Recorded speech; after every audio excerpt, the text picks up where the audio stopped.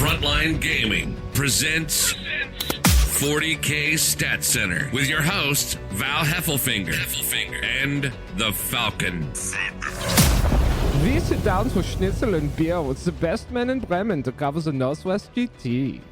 Then we dish on all the deep dish drama that happened at the Basement Open Team Tournament. Did the Plague Hulk stand triumphant at the mother of all battles, or was the Space Marine meta too much to handle? Then we make our way to the middle of nowhere to meet with the Wheat Kings and Pretty Things of Brandon, Manitoba. Power up those Galar fields as we take flight across the pond to dance with the demons at Voidhammer. And there she is. The intro is locked and loaded. We got the Falcon. We got the Heffelfinger. Episode 17 is here. We have made it through another wonderful week of Warhammer with only a handful of injuries. And to recap the news, the Psychic Awakening has officially begun. Are you feeling a little bit more prescient, Falcon? I wouldn't say that, but my Sisters of Silence are coming in about a week from now, and I'm pretty excited to see what little GW has done for me. Oh, that's lovely. This is such a particularly niche faction to care at all about, so kudos to you for having a little bit of 40K hipsterism in you. If I'm not anything, if not the only person that cares about that faction. Excellent. And in other news, Reese decided to make a terrain ruling for the SoCal Open that made at least 4 people extremely upset, and the Falcon was left alone to manage his family for 2 weeks.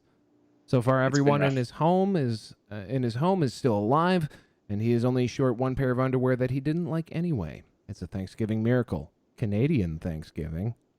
The true Thanksgiving. Hey, happy Thanksgiving, bud. Happy Thanksgiving, Val. You going to be having a turkey, or are you a ham type of family? Thanksgiving, ham's kind of a Christmas thing. I mean, if you messed up. It is. But as someone that has like an Acadian side to his enclosed family, sometimes they throw in these weird like pineapple ham situations that really throw you off. You know, I get it, and my heart would indeed sink if that were the case. But I think we'll probably be dialing up the gobble gobble. Ah, nice. I've got a butterball hiding in my sink right now. Heck yeah. That might be a bit of a salmonella problem. You might want to get that on ice or some form of refrigeration. Just pro tip. Oh, listen, I'm solo with 3 kids. I'm dealing with it one day at a time. That's right.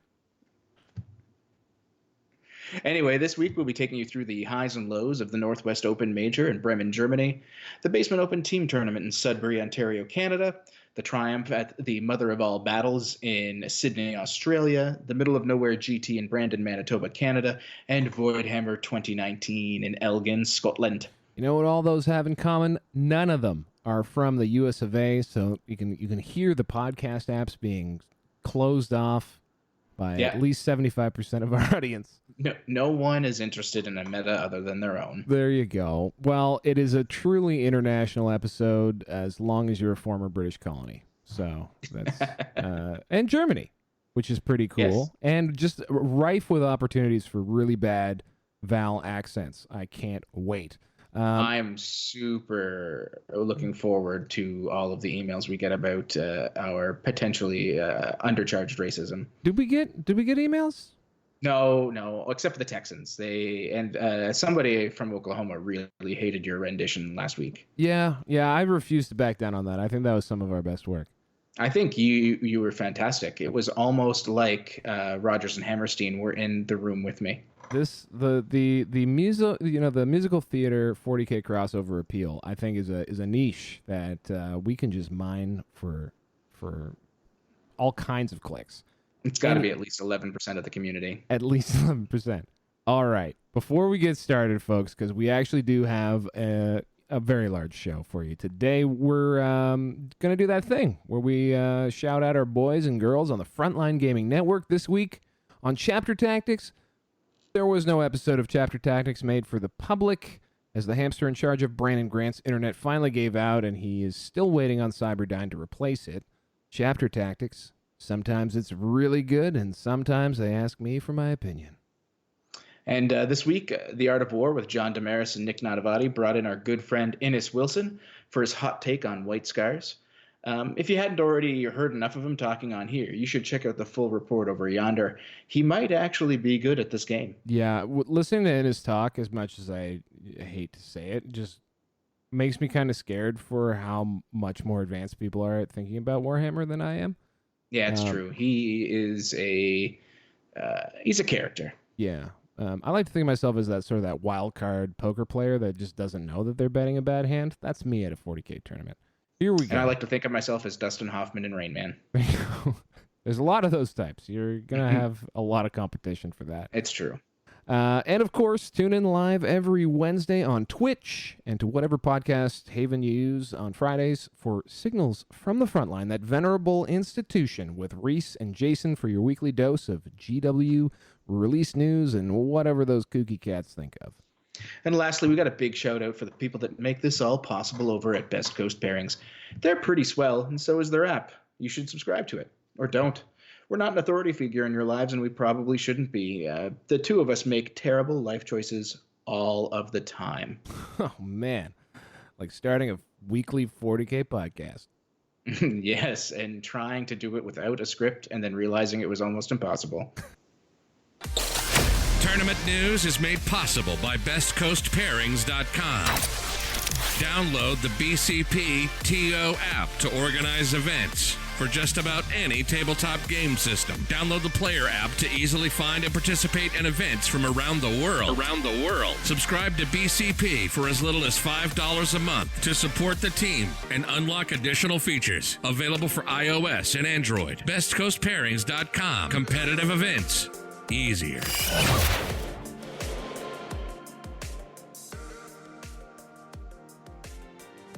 Our first stop this week is Bremen, home of Beck's Beer and the Alliance Open's Northwest GT, an international attempt to bring the ITC to Germany, and a successful one at that.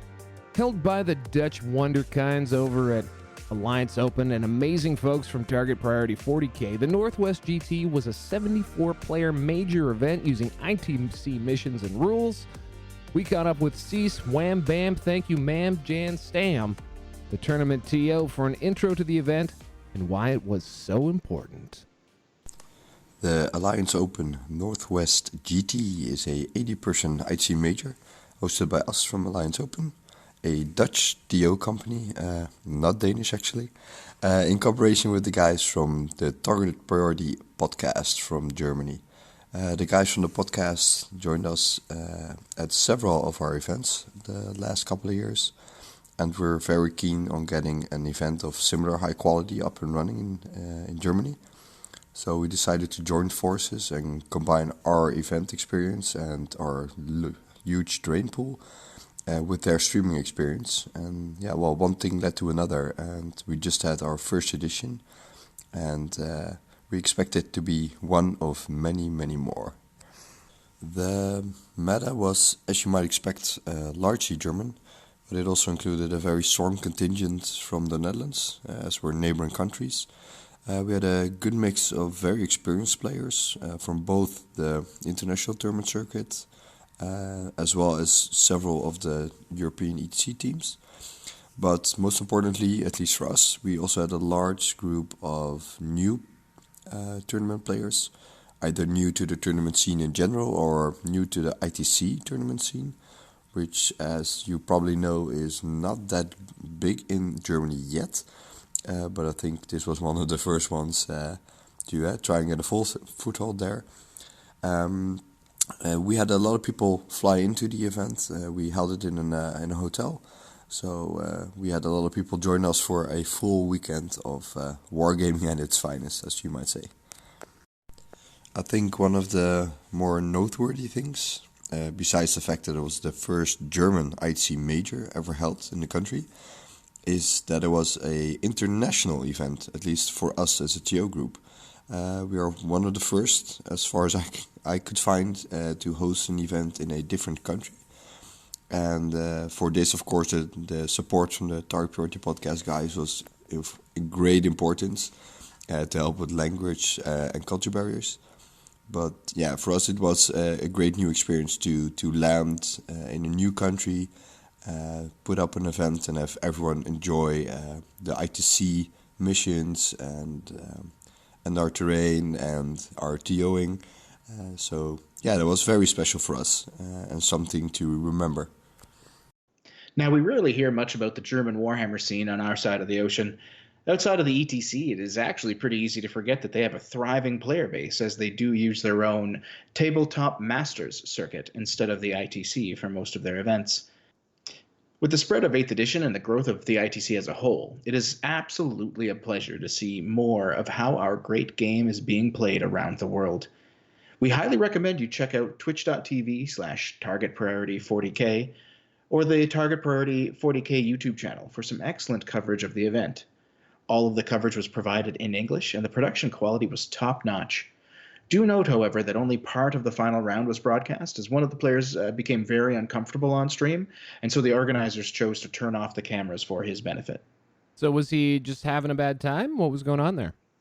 Well, I won't get too much into it because it was like the reasoning wasn't quite broadcast. But from what I understand from talking to a couple of the guys at Target Priority and what was said after the event, he was just getting extremely nervous being on stream. It wasn't something he was very used to, and he was struggling to make some decisions in game because of it, because it was just too much on his brain. So he asked if they could shut off the cameras.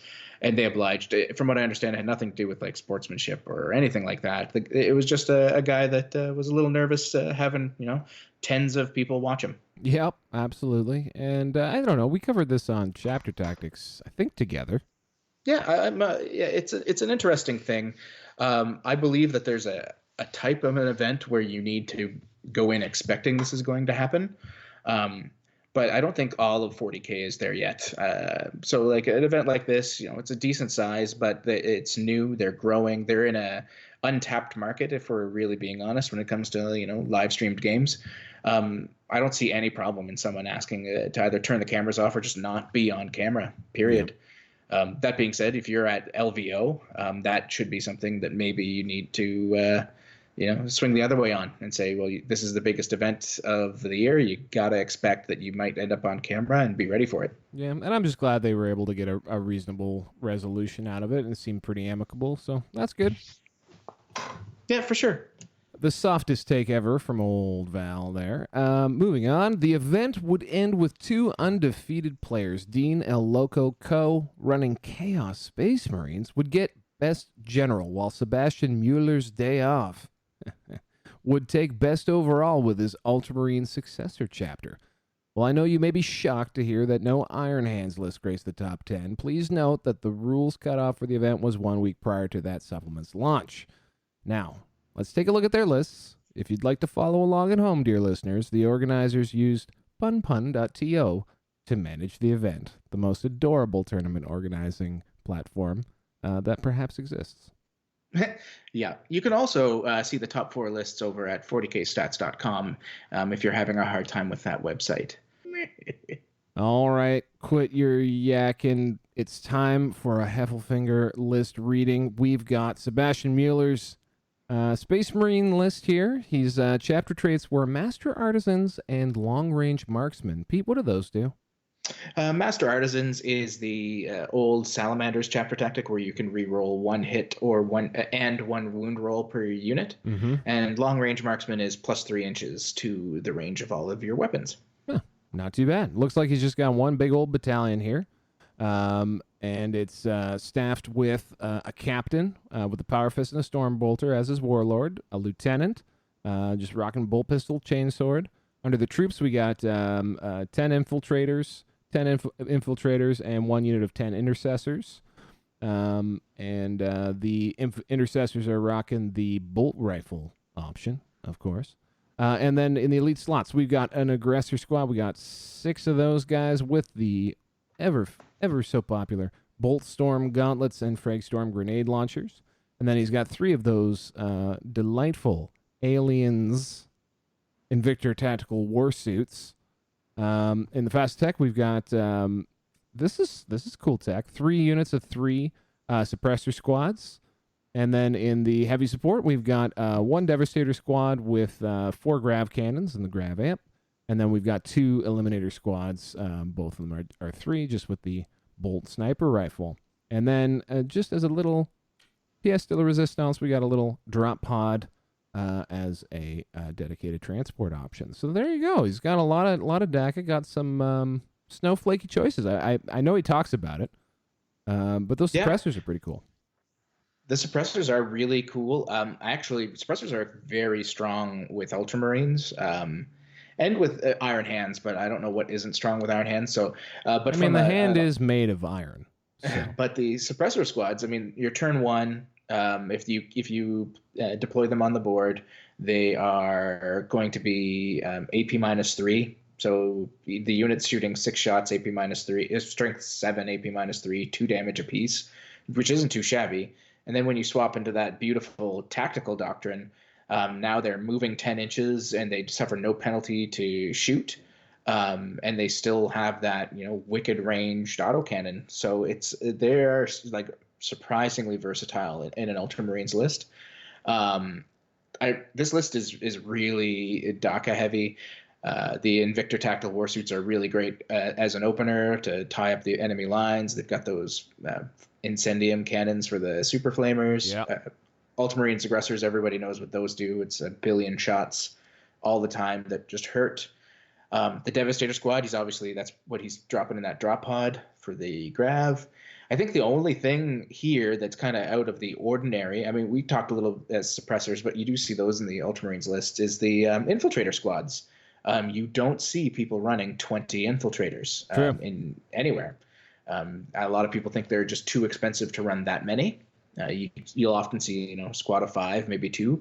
Yeah. But a full 20, that covers a lot of board in the early game, and it's going to shut down a ton of deep strike lists. Yeah, I mean, with 20 of those models with 32 millimeter base, you're pretty much covering the board end to end.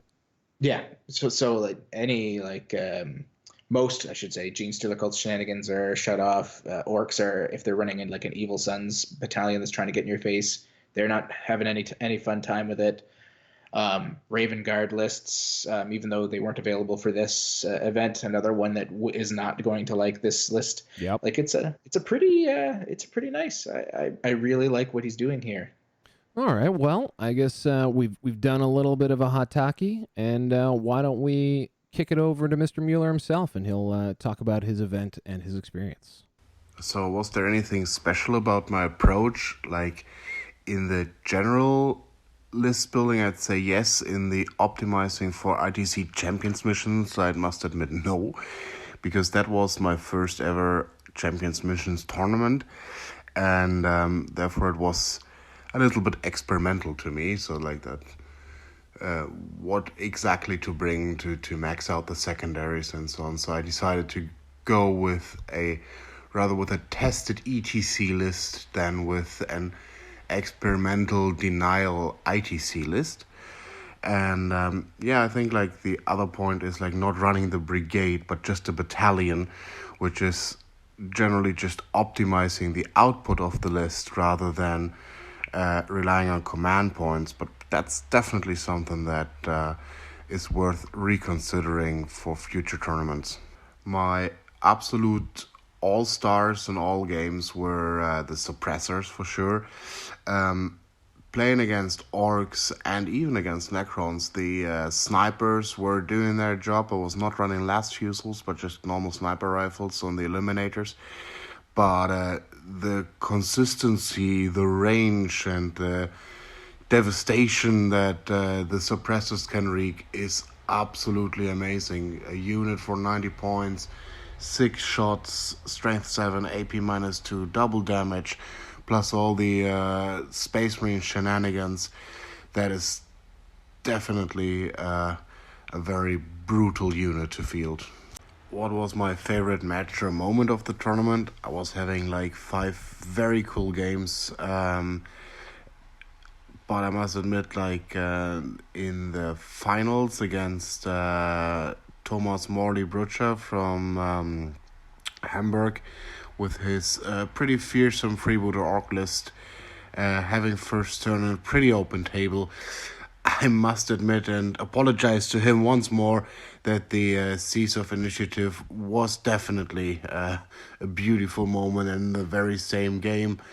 Having an exploding tactical warsuit in the middle of the Orc army with all their multiple small units and dealing their D6 mortal wounds. That was a work of beauty, to be honest. What I'd like to share in general about the event is a recommendation for everybody in Europe to join an Alliance Open event, because that's something that I've never seen in that form around here before. Event organized in a absolutely professional manner in a nice hotel where you can stay, then just go have your breakfast and coffees, and then just walk over to the tournament and play great games. They have an app that does the pairing where you can see each and every list and each and every standing in previous rounds and all that you need to know.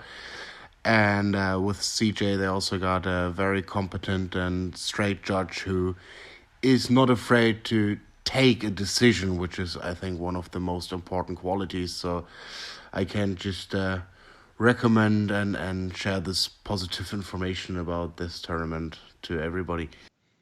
Thanks a lot, Seb, for all of your insights there. There's some good stuff to be heard. Now, let's flip it over to Dean Coe. We're going to read his list out first. This is the best general of the first cross-border major operation from our friends at the Alliance Group here. And Pete, why don't you take it away with that sweet, sweet chaos music? Yeah, so Dino Coe, he ran a Red Corsairs Supreme Command detachment, all of them with the Mark of Nurgle, and all of them Lord Discordants. That was the whole detachment, 3 Lord Discordants, 2 of them with autocannons, 1 with a Baleflamer.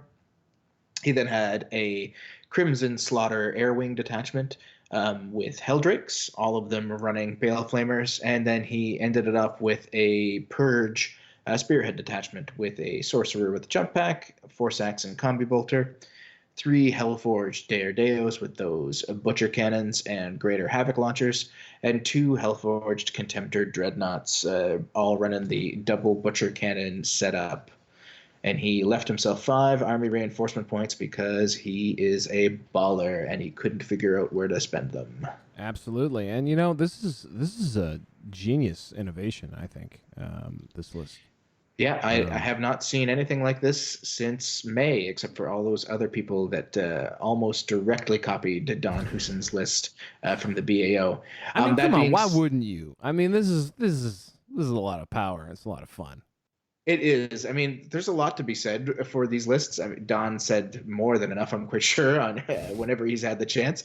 But low model count, you're not reliant on CP, so that doesn't matter. I'm sure Dean's going to cover a lot of this in his talk, so I'll try not to overlap too much. But it's still a very strong list, and in the right hands. Like, I've seen this list repeatedly since May, and not always, but with a decent amount of success. So seeing it win another event does not shock me, especially in the hands of someone like Dean, who does have a reputation for putting up some pretty big numbers in the Netherlands. All right, well, that's not what the people have come here to hear. Why don't we just give it over to Dean, who's provided us with some wonderful insights. I can't take any credit for the design of my army list, since it's 99% a copy-paste from the almighty Don the Macedon Husen. My gaming friend Dick tipped me on this list since he knew I was getting tired of running hordes of plague bearers, and running big demon engines has always been a great hobby idea. It seems everyone is on the lookout for toolboxes, buffs and synergies, and while this gives you as a player a lot of options, it also allows you to make a lot of mistakes. In my army list, I have 11 units who can operate independently and only 1 tool unit. This means I only have to focus on my deployment and target priority. It's pure threat saturation and a lot of butcher cannons. The MVPs were the Helldrakes by far. They're one of my favorite models in the Chaos range, and with their mobility and range of their Baleflamers, there's no hiding from them. It's also fun to see how my opponents react to the Helldrakes, since it's one of the least expected units in a competitive scene. I've run this list for 2 months now, so it was interesting to see how it would hold up against different factions. Apparently, Butcher Cannons and Baleflamers have no problem tearing through Primaris Marines. The distraction discos did their dance, and the Hildrakes managed to snipe characters and units who believed they were safe behind their walls. My two favorite games were against my fellow Dutchman Ruud Steenbakkers, who brought 2 Tantalus, and the German Manuel Bell with his Ultra Bloods Primaris Marines. Absolute champions of the hobbies and perfect targets for my butcher cannons. One of the most enjoyable moments of the weekend was seeing how 30 Orc boys tried to tag and wrap my dreadnoughts, and it ended up being stomped to 5 boys left. As expected, this was another great event by the Alliance Open and hosted by Target Priority 40K. My team, the Amsterdam Battle Brothers, had a great weekend with great results. I would like to thank all my opponents for great games and hope to see them again at our events. Thank you. Thanks, Seb and Dean. In the future, folks, please do not ever reference Don Hoosen again. He can barely fit his shirt over his head as it is. Tournament news. Hi guys, I'm Manny Chima, one of the founders of Glasshammer Gaming and the head coach for the Glasshammer list writing and coaching service, and you're listening to the 40K Stats Center. Sudbury, the Nickel City, the Devil's Copper, the jewel of Northern Ontario, Canada. It is a wargamer's paradise, filled with mines, smokestacks, and the kind of sadness you can only find in a northern working-class kind of city. It's like living in a Coen Brothers movie if they drained all the quirkiness away. Now, what Sudbury lacks in hopes and dreams, it absolutely makes up for when you consider events like the Basement Open Team Tournament that was held this last weekend. Hosted by the Joel and Ethan Cohen of Wargaming, the Basement Collective, the BOTT was a 64-player, 16-team ATC-style event held at the APP Sudbury Club and Pizza Parlor. Here's T.O. Kevin the Armchair General Armitage with the lowdown. Hey guys, we're the Basement Collective. My name's Kevin Armitage, and I ran the second annual Basement Collective Open Team Tournament, otherwise known as the Basement Open Team Tournament. We're a 16-team, 4-man team event from Sudbury, Ontario, using the ATC format. This is our second year running the Basement Open Team Tournament. Well, actually, I should say it's the second time this year. We originally had it planned in January's, but in Northern Ontario, people weren't too keen to drive up in January's. So now this is our first one held in October, and then going forward, it's going to be held yearly in October. We are, like I said, 60 teams, 64 people, using the ATC format, just brought down so it would be applicable to 4 people. This year we saw teams from all around Ontario. We had a bunch of teams from our hometown in Sudbury, Ontario. And then we had a couple teams from Quebec. It's a great event, a great Canadian event. It's the second largest team event in Canada. It was using the ITC format, which is as per the ATC tournament pack. It turned out to be a great event. Everybody had a fun time, and there was no real issues during the event itself. Our actual best general team for the tournament was Bloodbath and Beyond. That is run by, or the captain was Hamza Syed, and then on his team was Brendan Minty, Chris Kanakos, and Mike Harrison. Hamza ran an Imperial Knight Imperium list. Brandon Minty ran Jukari. Chris ran Gene Silicult, and Mike Harrison ran Tau, and those lists are available on BCP if you want to take a look at those. So this brave young man put on his second team event in the last year, and it went off without a hitch. By all accounts, things were absolutely rosy. After 5 rounds of team tournament play, everyone was content. The winners held their new trophies aloft, while the losers cheered and ate meatball subs described by one reviewer as kind of rude on the phone. Could be more polite, but I do love the pizza, highly recommend. And everyone went home happy.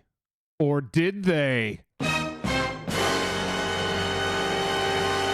Unfortunately for poor Mr. Armitage, things didn't go as planned after the fact.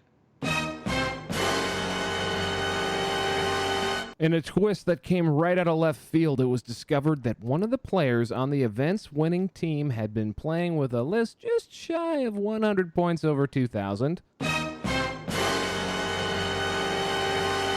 And not only that, may have knowingly done so. Kevin gave us the full story from his perspective. Now, there was an issue that had arisen after the event that I was informed of the day after, so yesterday, or I guess it's Monday, after the event, that the winning team had actually an illegal list in their roster. One member on a roster had a unit that was like an extra unit that shouldn't have been there, and his list was over 98 points. This caused an issue for a couple reasons. First of all, this is a team event, and as per many team events, there was a verification process where the captains were each assigned 3 lists that they had to check for errors. Any errors not found by a cutoff date were then considered legal for the tournament. So technically, even though this was an illegal list, it was legal for the tournament in the fact that the error was never found. But that's not the end of the story. On Monday morning, I was made aware of this, and I had started to let people know that unfortunately, while this error existed, it did get through the verification process, and as per the player pack, this would have been accepted. But upon further investigation, it was discovered that the player in question did know that his list was illegal, and still, as it seems, according to at least three of his opponents, used the illegal model after knowing that the list was illegal. This causes a bad sportsmanship type of situation in an act of bad faith. And because of this issue, it then required me as a tournament organizer to go into farther detail, consult the ITC Code of Conduct, and see what was to happen. And I came up on deciding that the player who played the illegal list would get a yellow card, and then the team captain also agreed with me that they would be excluded from ITC rankings, and any ITC points and so forth rewarded with those rankings. The player was then dropped. Well, the team was dropped from the event, and everybody who played the player with the illegal list was then given maximum points for as if they had table turn 0, which is as per ITC, which is 36 points, and the rankings were resubmitted after that. Now, as to I came to the yellow card conclusion for unsportsmanlike conduct. 2 points need to be made. First of all, the list was technically legal as per the player pack, and that it passed the verification process and no errors were found. But that is if that it was an honest mistake. The player in question knew that his list was illegal, and then he did use the illegal models during the tournament. He was informed by his captain to inform me that his list was legal beforehand to correct it, but that never happened. So his list was legal, but because he knew that it was not an honest mistake and he knew it was illegal, there was unsportsmanlike conduct to use that model or that illegal list, which is why it resulted in a yellow card for unsportsmanlike conduct compared to a red card or an event ban or so forth like that. Additionally, it's important to mention that myself as a tournament organizer, I know this person for the long time. I've known him ever since I played 40K, and he's never been known to cheat or have anything like this. This is the first occurrence of this, and that player itself has responded to the post I made on our Facebook page, The Basement Collective, accepting what he did was wrong and apologizing for it, which goes in a long way to showing that he is sorry and that it won't happen again. I suspect it's not going to happen again. So that's the reason for the yellow card and all my issues that went on. Additionally, just a quick point, as I know I'm taking lots of time here, I just wanted to talk about the fact that I've never gone through something like this as a TR. I've won 3 other major events before, 60-plus people, and I've never experienced this before, where a player might have been purposely cheating. And there's still some ambiguity behind it, but it seems like the evidence points to that he did know. So I had to reach out to some TO friends, and the ITC Code of Conduct really helped. And I just think at the end, as a TO, we have to hold our players accountable if we want to produce a good faith environment for competitive 40K. So it's tough to make these decisions, but in the end, I think it will help and prosper the community. All right, well, that's what they call a sticky situation. I mean, I, for one, am pretty impressed, mostly with how, I guess, calmly, but also quickly, Kevin seemed to get to as close to the bottom of this as he could. Yeah, I agree. When you listen to the way he's pitched the situation, I think Kevin did an admirable job of handling what would be a very difficult situation for anyone. I mean, working with a potential cheat or probable cheat, especially somebody that you've played with for quite some time, that you know very well, it's like you said, it's extremely sticky. Like, how do you truly deal with that situation? Do I think he handled it 100% correct? In my mind, maybe not. I don't see why you don't just give the red card here. You don't necessarily have to ban the person, but full disclosure, I mean, the player is a friend of mine, a friend of a lot of ours in this area, and still is. So yeah, I think it is tough. I agree. If those are the conclusions Kevin came to, I think a red card would be appropriate. However, I think, on balance, I do understand why he went with the yellow. Ultimately, the team did suffer the full consequence, from what I understand. I think he mentions it. Did offer to concede on top of it. So yeah, and then the player, the whole thing is, as mentioned, is available. You can go see an exchange between the TO and the player on the actual site if you're so inclined. But yeah, there was contrition, and I think that's what you want to see. And first time offense, this is still a pretty big deal. It's getting coverage. I don't know. For sure. And really, at the end of the day, the way we currently handle yellow and red cards, I guess it's really a matter of semantics anyway, because we're not tracking them, right? And I guess that goes to a broader question of when and how do we start that system? Yeah.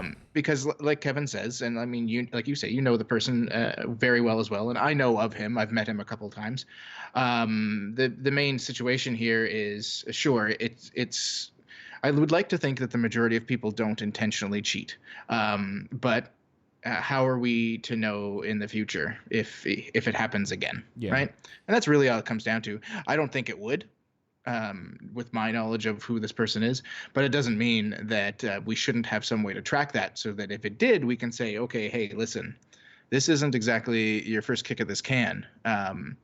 And when you look at events like this, if you look at a bigger event and something of this magnitude happens, it blows up. Like, everywhere on the internet knows about, Alex Harrison water bottles and situations like that. Whereas this kind of, fell by the wayside. And if we weren't reporting on it, I don't know if too many people outside of, the Ontario tournament community would even know about it. Yeah, and I mean, to an extent, I think that also makes a bit of sense. I mean, the GTs and tournaments like this are ultimately quite local, and these situations, mercifully, are quite rare.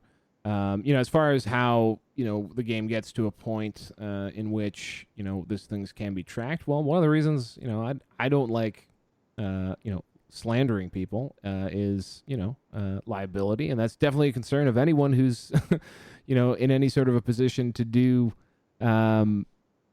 something like that. Is there needs to actually be an organization, and we need to, as players, actually consent to participating in that organization, a sanctioning body, if you will. These exist in most games and lots of sports. So that is the kind of the way we would have to go. And that is at that point, when it's a matter of record, that's a different story, but there would also have to be standards. It's not just about tarring and feathering people. I think that to For me sure. is what's important. There's actually a really, really great Art of War killing it. But after the Stephen Box incident and the massive YouTube vid he dropped, he went on Art of War, and I think they, with Nick Nanavati and John Damaris, they get really into it. And John especially brings a lot of knowledge from the early days of competitive Magic tournament play, and talks about how those systems evolved. And it does take a great deal of coordination and to do fairly, and it actually does change the game dramatically from a conduct perspective. I also don't think, based on what he's describing, we're anywhere at that level of conduct issue. Especially since, as a community, we seem to be doing a much better job of enforcing it at all. There is a time where I don't even think this happens, where there is no, consequence at all to the illegal list. It just goes. For sure. And I think that's also, anyway, we can stop belaboring the point here, but I think overall very well handled by the TO here, and perhaps red would be more appropriate, but yellow, at least some sort of sanction, and we get to find out about the right team winning. Yeah, kudos to Kevin. Like I said, good job overall. Absolutely. So, on to happier things. With the dust settled and the air cleared, a new winner was crowned Team Bloodbath and Beyond. We reached out to team captain Hamza the Hammer Saeed for his takes on his team, their matchups, and the event as a whole. As you'll see, Hamza really takes this game seriously.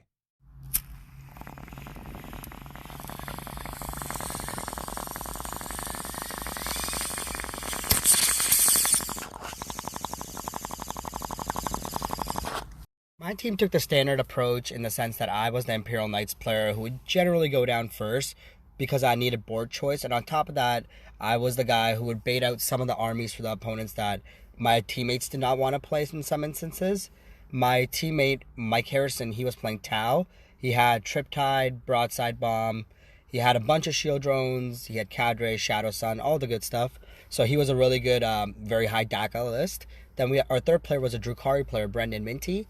He played all transports. About 6 transports in the list, 3 flyers, 3 ravagers. So once again, very high DACA, take over the whole board. And since he had a lot of saves to fall back on with invulnerables and feel no pains on Drukhari. And our last player was Chris on Genestealer Cults. He played an incredibly strong list in the sense that if he got the right matchup he wanted, he would generally take the win out in a very dominating fashion. There were definitely some factors that contributed to our list building, such as our Genestealer Cult player, Chris. He loves playing big units of Acolytes with about 8 Rock Saws, about 4 mining lasers or something like that in each unit. Just devastate opponent with a high amount of concentrated shooting, and on top of that, the ability to get really high damage in hand-to-hand as well, therefore killing a lot of elite units in one go almost immediately. My personal take is Aberrants, just because I love the fact that they can go Cult Ambush, get a bunch of modifiers to your charge, like most Genestealers can, but they can get good rapid ability, and they can also withstand a good amount of firepower because of their -1 in damage, their feel no pains, and if you get a couple other buffs going. But our other list was Drukhari, which was really different. Brendan Minty, he played a lot of Rule of 3. He had 3 Venoms, 3 Ravagers, 3 Raiders, 3 Disintegrators. By the way, Raiders are amazing because they can take up to units of 10 Cabalites. 10 Moons really take the model along. Our strategy for pairings, definitely after the tables were all set up and organized, was definitely looking at where there was the biggest line of sight blocks, where there was the biggest amount of magic boxes, where there was pretty much the bowling alleys out of the 4 tables. Generally, I would go down first, or the Genestealer Cult player would, depending on, once again, how many magic boxes or how many line of sight blocks were available. Main reason for me is because I'm Imperial Knights, so what I like to do is I like to make sure that there's not that many ruins, and there's also not that many hills or modifiers for my Knights to have to go up and down and traverse different obstacles. And then our Genestealer Cult player, Chris, he really needs to get a lot of line of sight blocking. He needs to get a lot of insurance on his unit's survivability and make sure that he can make some key charges without opponents getting some devastating overwatch, and that really helps his whole army out because it gives him survivability as well too. Our team's MVP was definitely Mike Harrison. He's been on my team for many years now. We've competed in multiple team tournaments. He's always usually been the one guy that's kind of edged ahead the rest of the team in terms of how well he's done in battle score or how many points he got for the team overall, and just certain matches where you think he wouldn't get the points or if he wouldn't win, he would really pull through and get us the big win or the points we needed to go through on the round. So he really did come through for us on this event once again. He went 4-1 with a great Tau army. He got matched up against Genestealer Cult with a odd time too. Played a great board control game, didn't let him get the points he wanted. And he played against Knights, did exactly what he was supposed to do. Overall, he was just a great player, and I think he only had one bad game, but I think it was kind of out of his hands. He played against Iron Hands, Triple Executioner, Double Storm Cannons. That's going to be a kind of a difficult game for anyone to kind of take away. Overall, I had a great team tournament event. Everyone was a great sportsman. Every single person I played was excellent to collaborate with, to learn off of, and to really get proper discussions in Warhammer going rather than a debate. It was really constructive opportunities to really make good friendships with really great people in this hobby as well. My main moments in this event were definitely, I don't know if this is even a good thing, I got seized on 3 of my 5 games. but I somehow managed to win 2 out of those 3 seized games. So that was kind of like the up and down aspect, in the sense that my game started with a complete down and lowest point, but then I somehow managed to see the game through because of some good moments in the game from some models, or the assassins or the knights really coming through and really making my game overall a much better aspect of my gameplay. I'm not going to lie, it almost feels like it's a long time coming for me and my team, because we've attended many, many team tournaments over the years, but we've never seen ourselves on a podium finish, and this is our first time we saw ourselves kind of finish well at a team tournament. Something that we can kind of take away as like something we can build on for all future, hopefully do well in any other future events as well. But our main thing was we really appreciate the community as a whole. For every time when we come out there as individuals or as a team, everyone is so supportive. They want you to be there. They want to collaborate with you. And I just can't stress that enough, that everyone's so supportive in the 40K community. And thank you, Val, for even having us on this show. Me and my team are incredibly grateful for you just reaching out to us and just talking to you. And thank you so much for everything that you do. And we really hope we can proceed forward with a lot of success. Oh, stay classy, Hamza. Stay classy. And congrats to the team for the effort up in Sudbury. Before we hit that bump, we're just going to allow Kevin to offer a few parting words. Overall, even with this sportsmanship, yellow card, and so forth, it was a great event, and we definitely had a great time. We got a lot of great feedback, and all our players and teams are definitely looking forward to coming back next year. Next year, we're looking to grow the event. We're looking to make it a 5-man team, so that gives more pairing options. The pairing process lasts longer, and it's more complicated, and it provides more tactical decisions. And we're looking to expand it to a better venue with a hotel and so forth. So we're looking to expand October 2nd and 3rd last year. I just want to thank Val for running this great podcast, and the Falcon and so forth, guys.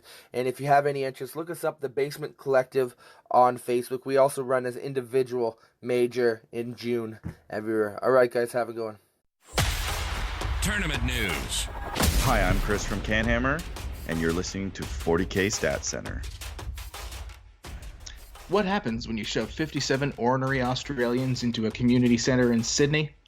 If you answered a sweaty pile of curse words and tank tops, or a Croc and Bunyip bingo extravaganza on any other weekend, you'd be right. But this weekend was different. This weekend marked the triumph at the Mother of All Battles, or MOAB for short, an ITC almost major in Sydney, Australia. Hosted by Legion, an excellent FX TV series, Marvel comic character, and or biblical reference, MOAB was the place to be as Australia's finest gathered in their cultural capital, but not their actual one, to play knifey spoony once more. T.O. Chris Materis was happy to explain. Hi there, I'm Chris Mataris, and I was one of the 2 TOs who helped run the Triumph at Moab event located in Sylvania, New South Wales. The Moab event has been around for a few years now, but this is the first time that Jeremy and I had decided to take it upon ourselves to have a go at running our first ever event. As any first time TOs will tell you, it is slightly intimidating, but we stuck it out and had some amazing feedback from everyone attending, including the Sutherland Gaming Group, who are the overall hosts of the Moab convention weekend, and who went above and beyond to help make it such a great event. The local meta consisted of a lot of new players. We had a total of 58 sign-ups, with 57 showing up on the day, from players attending their first ever ITC event to veteran players who travel to multiple events all year round. We had a handful of big name players show up from out of state as well.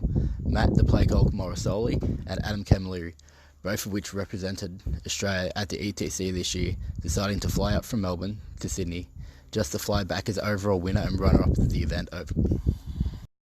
We had a total of 6 Iron Hand players, playing a large variety of lists, including Executioners, Leviathans and Redemptors, but unfortunately they were not strong enough to deal with the large amount of talented veteran players who had attended the event this year. We had a few out there lists, our personal favourite being lists which consisted of 18 Carnifexes, but this was also not limited to an off-meta list run by Michael Duke, which included a Tyrannocyte Deep Striking in a Tyrannofex, with 4 Carnifexes as support, which ended up coming 3rd overall. Overall, it was an amazing experience, and Jeremy and I are both looking forward to hopefully running the event again next year with hopefully an even bigger turnout. After the first 4 rounds of the Mother of All Battles, the event would have 3 undefeated players. Matt, Plague Hulk Morrisali and his old faithful Chaos List would battle it out with Hamish the Fightin' Amish Listers Ultramarines for first place, while a 3-0-1 Adam the Dromedary Camilleri would pair down to take on Christopher Wright's Iron Hands. Adam, one half of the dynamic Down Under Pairings duo, would come out on top in an extremely close matchup, all but guaranteeing at least a second-place finish in the event and going undefeated with a primary army we have not seen much of late. Let's take a quick look at Adam's Deathwatch, Blood Angels, and Imperial Fists matchup. So Adam ran a Deathwatch battalion with a Watchmaster, a Librarian with Jump Pack, Stormbolter, and Force Stave. In his troop slots, he had 10 intercessors running Stalker bolt guns, and he did have a Power Fist on the Sergeant. And then he had 3 10-man regular veteran squads. One of them had 3 Terminators with Power Maul Stormbolter, and then 6 veterans with Storm Shield Stormbolter, as well as the Biker with Teleport Homer. And then he had 2 squads of 10 veterans made up of 4 Terminators with Power Maul Stormbolter, and 6 veterans with Storm Shields and Stormbolters. He then had a Blood Angels battalion with a Smash Captain and Mephiston, along with 3 units of close combat scouts, one of which had a Stormbolter on the Sergeant. And then he had an Imperial Fist Spearhead detachment with another Smash Captain. However, I believe this one just had a Chainsword instead of a Thunderhammer, and 3 Thunderfire cannons. All right. No Black Templars, so we're improving. Yeah, he has gotten out of that ditch. It's a very interesting list. It has a lot of damage potential. The Stalker bolt guns on the intercessors, they can do a lot of work. If he's playing against Xenos, he can use them to snipe out characters with the stratagem. But otherwise, it's now that they're AP -2 damage 2 shots, even at heavy, they do a lot of work. Deathwatch veterans have always been good with Stormbolters. The triple Thunderfire cannon as Imperial Fists, I really like that because they ignore cover. So you're getting a little bit more damage through as Imperial Fists. And that Captain with Jump Pack and Storm Shield, he doesn't say in the list that he has a Chainsword. I'm just assuming so because Teeth it's of free. Terra? Then he can take Teeth of Terra and just like wreck a squad if he wants to throw him into combat. Yeah, it's a pretty good list. I'm sure Adam has a lot to say about it, and he's a much better player than I would ever be. Well, on that happy note, why don't we hear from Adam? Hello, you saucy boys. This is Adam from Down Under Everything and 40k Australia and everything. And I was lucky enough to go 4-0-1 at Moab this weekend. I was running a primary primary Deathwatch Imperium list. And this is my intro to finally get onto Stat Center. So this is my first event in a while, back trying to crush it, really trying to win and get to the top tables again. I took a 18 month to 2 year hiatus. I spent 12 months playing Mono Black Templars, and then I spent the last 9 months to a year streaming every major event I've gone to instead of playing. So this is the first time in a while I'm back in, I suppose, the top table hunt, I guess, the hunt to get and crush podiums. So I wanted to do that by taking something pretty safe, and Deathwatch being very safe, very resilient, and also the rest of the list being constructed about not giving up points and being safe and being able to get points, I suppose I found was the easiest way to get back into that kind of top table mode that I think I've been out of in the last little while. So the whole concept of the list relies on the Thunderfire cannons being able to pick up screens and letting the Deathwatch guys in reserve and the slingshot from the Deathwatch unit that starts on the board, letting them get in really deep into my opponent's lines and getting very aggressive very quickly. It's going from no aggression starting on the table, just the intercessors with the Stalker Bolters, which I took because I thought I was walking into a meta where there were going to be a lot of other Primaris Marines, and those Stalker Bolters with the 2+ to poison rounds become absolutely phenomenal at killing other intercessors. So that was the concept behind that. And then I had all those smashy characters, Mephiston, Smash Captains and whatnot, hiding behind 30 Deathwatch vets with 6 Storm Shields each and a bunch of Terminators. It became a very reliable army, very good at denying points and getting where I wanted. My MVP for the weekend was Mephiston. He is a boss of a boy when he gets up and going. If he manages to get both wings and quickening off, he is an absolute blender. And I chose him. Some people have questioned why I chose him over Libby Dread. I didn't expect the heavy mech to be out and about as much as it is now, and I really wanted someone that could go into enclosed ruins and pretty much tackle anything that could be hiding in there. While he can do that, the Libby Dread can't. On top of that, the Libby Dread, people like to hide him behind walls and things, and what happens then is if somebody's able to deny, especially an Iron Hands player is able to deny with that 4+, your wings, all of a sudden he's stuck on the other side of a wall, and he has a fantastic 6-inch move to get around that wall and do absolutely nothing. Whereas the Meph he can walk, he can advance, he can go all sorts of other places. He can get into all those nooks and crannies. Plus, he is just a baller of a guy. And my last highlight I would say would be my entire game with Chris Wright. We played on the second top table for pretty much playing for second and third place. I think Chris may have gotten first place if he absolutely decimated me and Matt Morrisoli didn't do so well. But we had an incredible game. Chris is one of the best players in Australia, and I'd say he's up there as one of the people to watch out for in Australia. If you ever see him playing a game on stream, or if you ever want someone to follow who's always at the edge of the meta and he's always cooking, he really takes into account everything. We call him the calculator. I suppose he's probably our version of Brandon Grant. He's all cold and calculated, and he plays perfect 40k.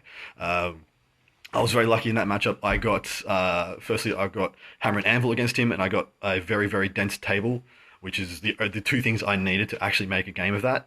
And then we just had a fantastic game. I ended up taking it just by 3 points at the end, and I could have easily swung, and he could have won by 3 points pretty much at any point in that game. So I'd just like to highlight how well the TOs did. This was their first time running any event of any size. They didn't cut their teeth running a handful of RTTs before they tried to run a GT or a major. They went straight from nothing to major status. And they put together the play packs themselves. They asked advice from people here, there, and everywhere. And they ran a great event. So thank you very much, Chris. Thank you very much, Jez. You guys did a great show. You were always there for TO rulings when I needed you. You were attentive. You were clear. You were concise. It was very much appreciated, gentlemen. On top of that, thanks Val and Pete for doing a fantastic job. I love that Stats Center is a thing, and I look forward to listening to it every week. At the top table, Australia's 2018 number 1 player and the number 2 player in my heart, Matt Morrisoli, would take it all, proving that some of the old Chaos builds still have a little bit of juice left in the squeeze, even against the Space Marine meta of today. Let's take a look at what he brought. Val, would you like to read a list? Thought you'd never ask, Val. This guy. All right, so he's rocking a battalion of Chaos Undivided, led by a Demon Prince, with the Demon Axe and the Corn thing.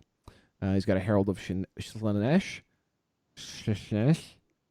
He's got 2 units of 19 Bloodletters with the Icon and Instrument, and he's got 20. a unit. 20 Bloodletters and 20 Pink Horrors. Then we got another battalion with the Changecaster and a Poxbringer. This one's got Nurglings, a unit of, I'm going to guess, 27 Plague Bearers, and a unit of 20 Plague Bearers. And then his third detachment is a Thousand Suns battalion. We got Aramin on a disc. We got a Demon Prince at Tzeentch, who was the Warlord. And then a Demon Prince of Tzeentch with the Dark Matter Crystal. And then in the Chaos slots, we got Chaos Cultist sighting. We've got 10 of those, 2 units. And then a unit of Zangors with the Brayhorn. And there are probably 19 or maybe even 20 of those. You did it. Hooray. Wasn't that awesome? Yeah. So this is a pretty old school list, especially for Matt. Matt's run this a few times on and off. I really like that he brought it back, even with a Space Marine meta on the horizon. So what specifically is saying old school to you in this list? Well, we have the cultists. We've got a lot more bloodletters. Is that basically when I say old school, I kind of mean more from a Matt Morrisoli perspective. This is a list that he's run multiple times. Slight variant, but not overly so. 2 Bloodletter bombs and a Zangor bomb on top of the Plague Bearer screen, and then all of your smite spam from the Demon Princes, Ahriman, the Herald of Slaanesh if he really wants to take the Forbidden Gem if he needs it in some matchups, the Demon Prince of Khorne for the Super Axe. It's a stalwart old friend. The difference between this and say like the Jim Vessel style list is that he's relying a little bit less on plague bearers and more on just dropping bomb after bomb in his opponent's face with those bloodletters and the Zangors, and hoping to clear up the chaff, etc. with them. All right, well, why don't we hear Matt talk about dropping bombs in his opponent's faces? Hey guys, I went 5-0 at Moab this weekend. Took out first place using a mixed chaos list with some Chaos Demons and Thousand Suns. There's nothing particularly special about the list or the tactics of it when you compare it to the other lists that are now doing quite well in this style with the Mass Bodies, Plague Bearers, backed up by Demon Princes and Araman. The only real variation, I think, is that I run 40 Bloodletters, and most of these lists only run one unit. Even Jim runs one small unit. However, I find that having a couple of units with the big 3d6 charge lets you go very deep, and lets you sort of stagger your drops and have 3 aggressive drops with the Zangors as well, and just put pressure on for longer. In terms of the overall tactics of it, it's very much just take the board and then attempt to smite your opponent out and deny them kill more, or killing a unit at all when you can. My MVP unit was the 3-man Nerdling squad this weekend. I went into it with the goal to prioritise whenever it's pick table to pick a table that had the best bit of terrain in the centre of the board, and then deploy so my Nurglings and my big Plague Bearer units could get stuck into the centre of the board as quickly as possible, and then pick up recon every turn, as well as having my second Plague Bearer units and some cultists on engineers. In 3 of the 5 games, I got a great bit of line of sight blocking terrain in the middle of the board that I was able to castle up in.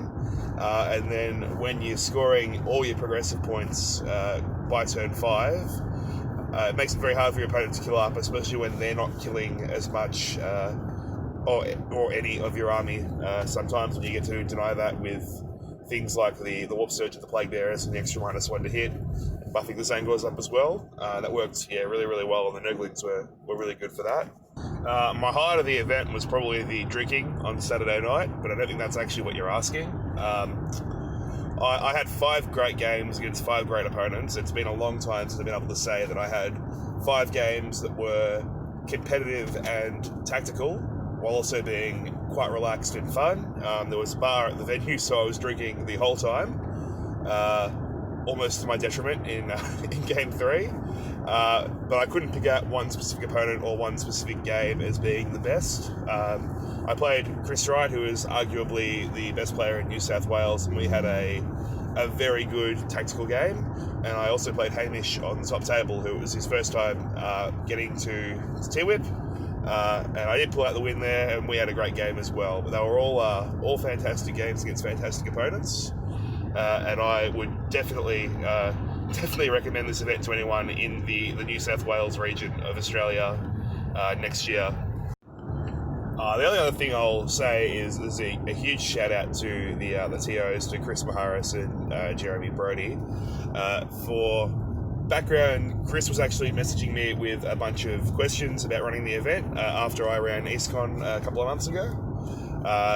Chris was sort of hitting me up for some ideas because it was his first time running an event, and at that stage I wasn't planning on coming, but my ETC teammates Adam and Lee were both going up to the event, and they sort of convinced me to get on it, and I booked some last minute flights and booked an Airbnb and everything, and we headed up, and it was really, really great to see what a great job the TOs did, given it was their first time, and they were asking me some pretty basic questions, like less than a month before the event. The quality of what they put on and the way they conducted themselves was pretty amazing. So a big shout out to you guys. You did great. Congratulations to Matt and Adam on their performances, and most importantly, thank you, Matt, for getting us your audio in a timely manner this time. You're in the big leagues now, Slugger. Tournament news. Scary here from Scardcast, and you are listening to Stats Center. From here, we set off to Brandon, Manitoba, home to the largest pile of salt in the northern hemisphere outside of wherever your average Eldari player is standing. That, of course, being the duo behind the Salt Mine podcast. Last weekend, the locals took a break from fighting the D-Gens from upcountry to put on a 46-person ITC Warhammer tournament. And I just want to underscore here, folks, this is in Brandon, Manitoba, where I'm not sure they have 46 people. No, I'm quite sure it's more like 11 people and then 64,000 acres or so of wheat. You can correct me if I'm wrong, but I'm fairly certain that the number one tourist attraction in Brandon is a stop sign. You are correct. There's nothing to correct there. Now, it was here that John, the third strongest man in Letterkenny, Kilcullen, managed to strong-arm, bribe, and otherwise corral, as we said, 46 Canadian planeswalkers into a GT after learning the secret of terrain building from the 40K gods. Like a modern-day Genghis Khan, he has managed to gather enough of the disparate Canadian steppe tribes to form a 40K team, and is somehow related by blood to at least half of them. The event was won by local terror Brendan Cookie Krusty, running a pure Astra Militarum list, beating Logan Degeneration X and Donations White Scars in a harrowing matchup. Let's kick it over to some clips. Hello, 40K Stat Center. My name is Brendan Krusty, and I am going to go over my pure Imperial Guard list that I ran at the Middle of Nowhere GT here in Brandon, Manitoba. So my list starts off with 3 tank commanders, one which has a regular battle cannon, one which is a relic, an executioner, and then I have Pask in an executioner tank. I then have 2 Primaris Psychers, an Astropath, a Tech Priest, 2 company commanders, and then I rock 90 infantry, 7 of which have a grenade launcher, 3 mortar teams, 2 basilisks, 2 wyverns, and I believe that's it. The tank formation, I take the tank formation for the relic, obviously, and I take the artillery formation for double firing artillery pieces, and I also brought an assassin through my for each one of my games. And that is my list in a nutshell. So my strategy for the list itself is very dependent on matchup. But if I'm going against a close combat heavy army, I'm usually using the guardsmen for shields. I found interesting ways to prevent wraps for the most part when it comes to using my guardsmen. Usually putting bases close together, creating a long line where it's hard to get wraps on it, and removing casualties usually helps me. If I'm playing a shooting list, then I usually try to check ranges and stay out of anti-tank range to keep my heavy hitters, which are Leman Russes, back away. And if I know I can kill something, then I can commit my executioners out there to light it up and destroy. But it's always dependent on the matchup and the terrain, but that's usually the rule of thumb. Especially being Imperial Guard, I usually don't want to get right out in everyone's face. So the all-star for unit for my army should be plural. It's units, is my company commanders, my Leman Russ tanks. Those guys do work in every matchup I have, no matter what. They are definitely the backbone of my army, and I definitely know to keep them alive. Hence the reason why I bring a Tech Priest, so in case they take some damage, I can get them back up to top bracket, or at least a decent bracket. But I have to say, those are definitely a useful component of my list.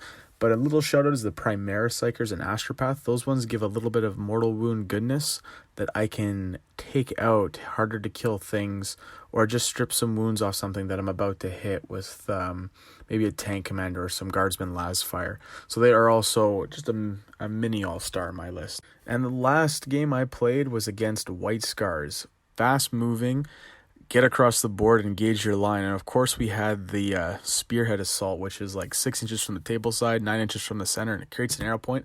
Hate that deployment. Sucks for guard because I got so much stuff I need to fill. But I was able to get first turn in this game and kill 2 or 3 Invictor Warsuits. It was still a very close game. I only won by, I think, 2 points. I think we miscalculated the exact result at the end. Not that it's a big deal. But it was a hell of a close game. We really were just neck and neck. He was always getting kill more, I was always getting hold more, and it basically just came down to the fact that I had a turn where I got kill and hold more to get the win in that one. It was super close, but it was really cool because there are 2 off meta lists and that were slugging it out at a top table, which made it really, really enjoyable. Did I tech against Space Marines? I did. That actually was the reason why I brought some Executioners, Basilisks, and the Battle Cam Leman Russes, because it's a negative AP that you really need to punch through Marines. And I also find that the Executioners are really good Primaris killers. And I actually used to use Pask a lot in an Executioner because he hit on 2s, re-rolling 1s. He stayed stationary. Even if he moved, you could still do the order re-roll 1s, and he was a beast.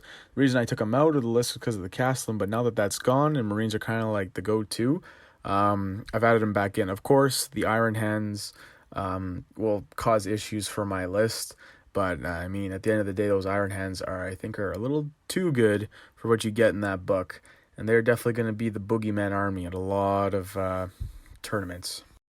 With the next 5 players in the top 10 running Space Marines, and 4 of them being those ever-lovable, squishy Iron Hands, let's hear from their top-placing representative, recent convert from Chaos, and a man still looking for his donkey, Ryan Mandrick. Hey everyone, thanks for having me on. My name is Ryan Mandrick.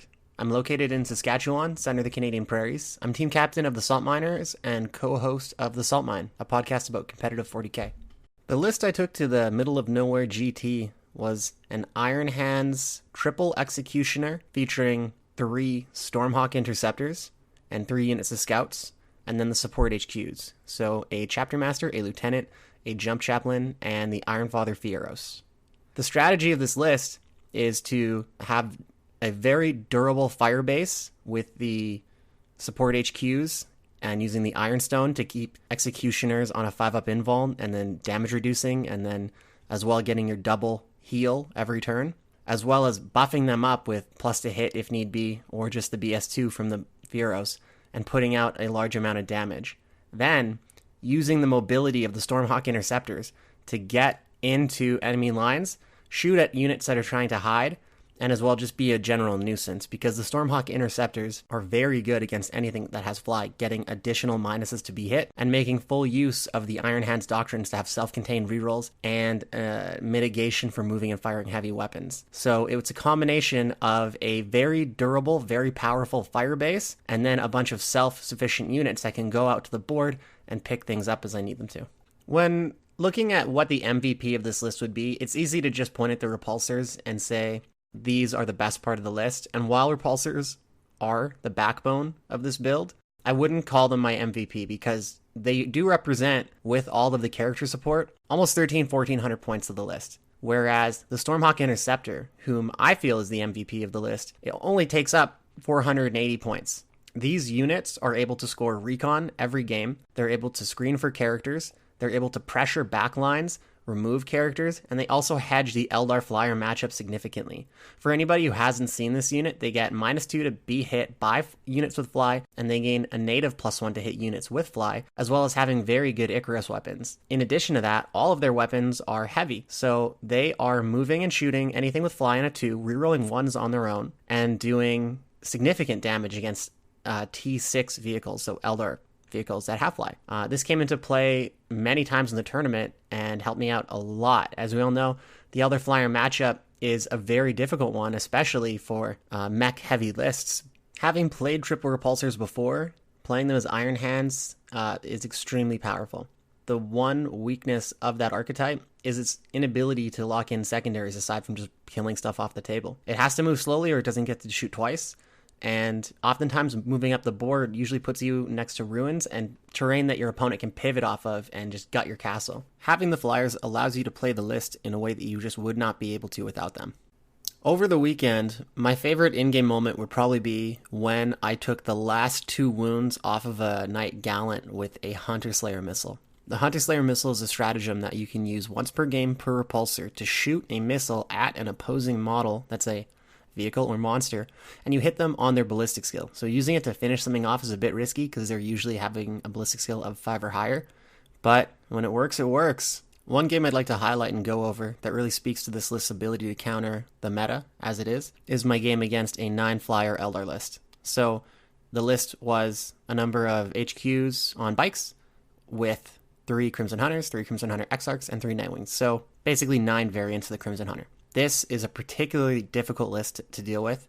especially against anything with fly, because it's so easy for them to get rerolls to wound against it. Now, this list is able to withstand even going second against that, as I went second in that matchup. Turn 1, losing only a repulsor, and then the damage on the next repulsor was healed, and the counterpunch following that turn was enough to severely cripple the list, removing 2 flyers and bracketing to the bottom bracket 3 more. He was able to pick up an additional repulsor the following turn. However, after that, another 3 flyers bit the dust. At that point, the Elder Flyer list just doesn't have the ability to continue to exchange punches, because even if by fluke it does manage to pick up another repulsor, which is extremely unlikely, it still then has to contend with the Stormhawks. And the Stormhawks will be hitting the flyers on 3s, rerolling 1s if they're within 12 inches with their assault cannons, and then hitting on 2s, rerolling 1s with their Icarus weapon so long as they're within 12 inches and they're not being affected by the Alatok bubble. This means that the Stormhawk Interceptors will just grind down whatever Eldar flyers remain and then continue to pick off characters, because of course all the best Eldar characters have fly. In our game, it didn't actually have to come to that. My final repulsor did not die, and I was able to continue to deal damage and secure the victory. This was a really significant victory for the list, because the damage output and durability of Eldar Flyers and Eldar Flyer builds is legendary. I'd like to give a shout out to John Kilcullen, TO of the Middle of Nowhere GT and co-host of the Salt Mine. As well, I'd like to say thank you to I Want That Stuff out of Brandon for the extremely generous prize support, and to 40 Below Gaming for all the help setting stuff up and providing terrain. As well, to OV of the Rogue Beards for providing no small amount of terrain himself. I would also like to thank all the gentlemen who traveled out to roll some dice with us. There's no way without all the support of the community we could have had such an amazing event. Thanks so much, guys, and thanks everyone for listening. It's always a pleasure to pull Ryan out of his swamp for a comment. He truly is the Shrek of Warhammer 40k. Tournament news. I'm Lawrence Baker. And this is the B-Bone from Tabletop Tactics. You're listening to 40k Stat Center. Did we say once we'd only do 4 events? Ha! Suckers. We lied. Except, I'm the sucker. Yep. This international edition of our show wouldn't be quite the same without a stealthy, secret Scottish GT. Those crazy kilt-wearing fools trying to get another one past us, but we would not be misled. We know your tricks, and we also know that a Sporran is just a fancy-looking fanny pack. Yes, that's right. Voidhammer 2019 happened over the weekend in Elgin, Scotland, and the only reason anyone knew about it is because Innes Wilson is about as good at keeping secrets as he is at recording his thoughts in a way that makes any sense. 28 players piled into the Seaforth Club in Moray this last Saturday, and most of them had come for some good old-fashioned wargaming. It is probable that several were also there to practice their salsa dancing, as we hear the instructors are absolutely fabulous. The event would end with 2 undefeated players, as neither Innes the Submariner Wilson's White Scars and Dave the Master of Puppets Marie's House Tyrannus Knights would bend the knee. Let's take a quick look at their lists. Now, Val, I know you're getting a little tired. It's a little late at night, so how about I take both of these on for you? How do you feel? Well, I feel there's a Knights list. I'll do the Knights list. Are you sure? It's a complicated Knights list. I can do it. Okay. Well, Innes Wilson, he brought a White Scars battalion with a Librarian in Phobos armor and a standard Librarian with Force Stave, as well as 3 units of 5 Intercessors with standard bolt rifles. He then had a second White Scars battalion. This had the Slaplin, that's a Chaplain with Jump Pack, and a Lieutenant with Jump Pack and Power Fist, as well as a Chainsword, and 3 squads of Scouts and a Thunderfire Cannon. And he topped it all off with a 3rd Battalion detachment, also White Scars. This one had 2 Smash Captains and a Captain on Bike, also with Thunderhammer and Storm Shield, 2 units of Scouts with Combat Blades, as well as a squad of 5 Infiltrators. In his elite slot, he had 5 Assault Centurions with full-on Hurricane Bolters and Flamers, and he rounded it out with 3 squads of 3 Eliminators, all rocking those Bolt Sniper rifles. All right, folks, I'm barely hanging in there. Let's get this puppy to the end of the line. We got Dave Murray's list. It's a super heavy detachment, which apparently gets you 6 CP. As mentioned, this is House Tyrannus. The first knight is a Knight Crusader with a Heavy Stubber Ironstorm Missile Pod Thermal Cannon and Avenger Gatling Cannon. The second one has the Iron Storm missile pod, thermal cannon, Avenger Gatling cannon. Is there a theme? That's correct. The third one, exactly the same. Then we have a battalion detachment of Adeptus Mechanicus, Forge World Greya, 2 Tech Priest Engine Seers, and then 3 units of 5, probably 6 Rangers with galvanic rifles. And then finally, a battalion detachment of Blood Angels. Look at that. We're going to hear about these guys. One with the Smash Captain, and then a Librarian Dreadnought with Librarian Dreadnought stuff, and then 3 units of Blood Angel Scouts. All of them are 5 dudes strong, and they're rocking the bolt guns. And the sergeant carries that combat knife. Yes, that Librarian Dreadnought carrying his Librarian Dreadnought things. You know, books, I bet, I'd imagine, perhaps some runes. Yeah, I bet he does all those things. Perhaps a How about wand. we get Dave's take on his list and the event as a whole? Probably going to be more cogent. The survivability of the Tyrannus Knights is key. I played really conservatively with my CP to make sure I had enough to keep sending back up when they died. I never once command rerolled a save. I always kept that for my roll to get back up on a 4+. The list starts with 19 CP, but I start most games with around 14 or 15 by the time I buy my pre-game relics and warlord traits, etc. The knight can come back maybe 3 or 4 times depending on how I roll for those 4-ups.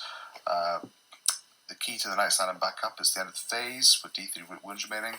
Then I just spend 1 more CP the following turn to act on top profile for the rest of that turn, so he functions normally and shoots.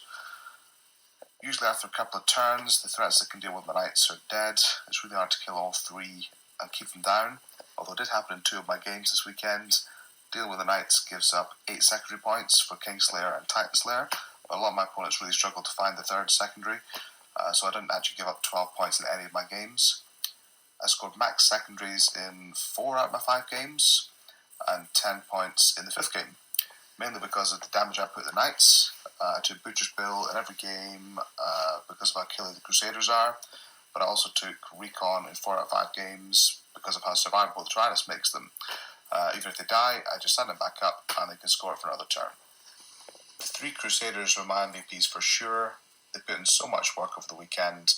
They have such a high damage output and are really difficult to deal with, having the 6-up feel no pain and the ability to stand back up. I went undefeated for the first time with a 4-0-1 record. My one draw was against my clubmate, Innes Wilson, who's an ETC player for Team Scotland. This was a really tough game to play. He's pioneered a list that really plays quite differently to a lot of other melee armies. He controls the board really well, that he dictates when the action happens. Thankfully I was able to make him go first, and with what little screens I had left by turn 3, I was able to screen him out to make sure his outflanking assault centurions couldn't get into a knight that turn. It was a really hard fought game. He played really conservatively because he knows the power the knights have. Innes and I play all the time in practice games. He usually takes the win, so it was really nice to get a draw the first time I play him at a tournament. The game could have gone either way right to the end, and we ended in a 28-28 draw. I also played the new Iron Hands twice, which is not an easy game for me. Round 1 against 6 Dreadnoughts, all armed with twin last cannons and missile launchers, all characters, so I can't shoot them. Not a great game for me, but I focused on the mission, walked away with a 30-21 win. Then round 5 played another clubmate, Chris Irvin, with the worst possible list for me to deal with. Iron Hands again, 3 Repulsor Executioners, all the buffing characters, all the great new stuff everyone's taken. This was an uphill battle from the beginning, going second again, losing a knight a turn all game long. Chris punished me on the board. By the end of turn 6, I had 1 Scout, 1 Engine Seer, and 10 Rangers left. I made a game-winning decision in turn 4, just before I lost my knighthood, died, and stood back up the previous turn.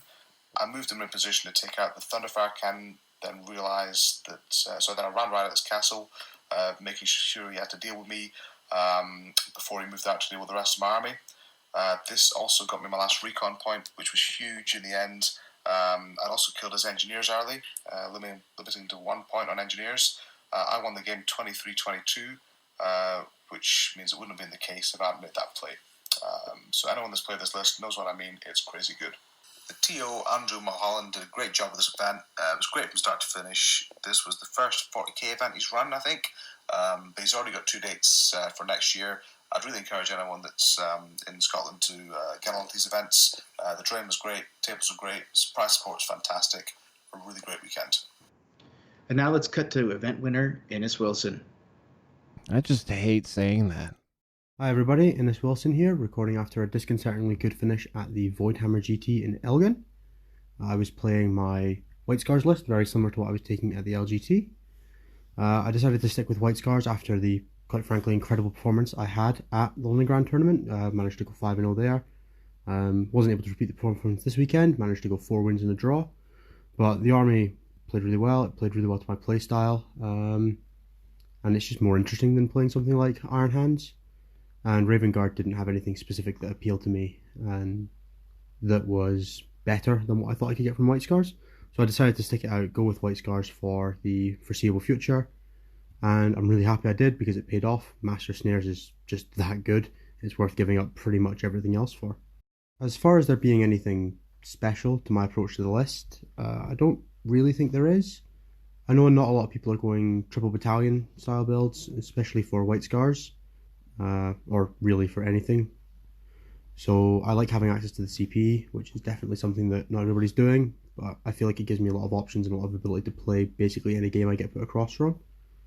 And I think I spent all 18 CP in all 5 of my games, possibly barring 1 or 2, just because Space Marines have such poor regen mechanics that taking a build that maximizes the use of your troops through things like the White Scars bonus with the +1 damage, making every single squad an actual credible threat in combat.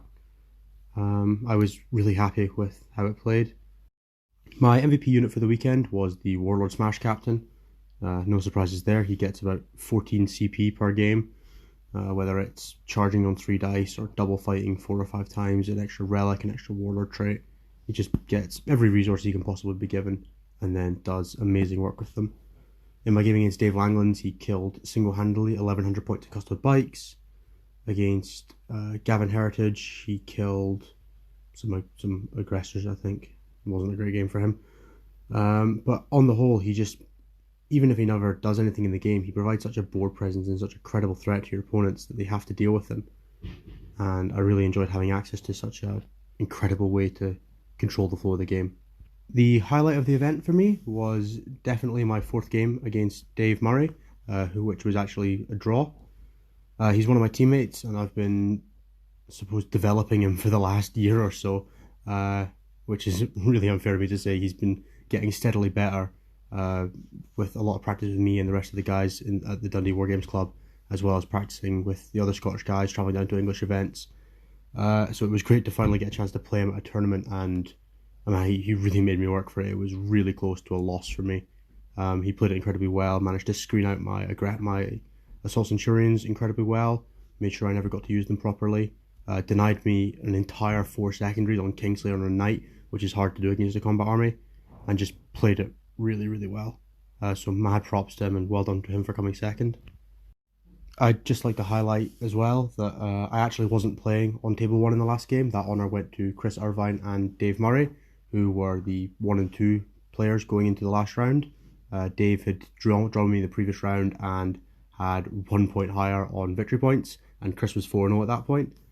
So in order to win the event, I actually needed Dave to win his last game, but not by as much as I won my last game. I was super proud of both of them for coming out and doing that well to be playing on table 1 in the last round, but I'm much happier that Dave managed to pull it out for me, but not pull it out big enough that he jumped me in the standings, or that I jumped him in the standings. Which was just great. It was an incredibly well run event, great fun, and I'll definitely be trying to go back next year, hopefully for a repeat performance. Thanks everybody, and have a great one. Thank you, sweet Jeebus Innes, for closing this out with your energy, because I am out of batteries. Falcon, as mentioned, fantastic Art of War episode. Innes talking about a very similar, if not identical, list design to that. So if you want more of those details, check out Art of War. We're plugging them like crazy. They had a great week. Yeah, like what can I say that hasn't already been said by more eloquent people? Falcon, do you have anything you want to round the show out with? Bye-bye.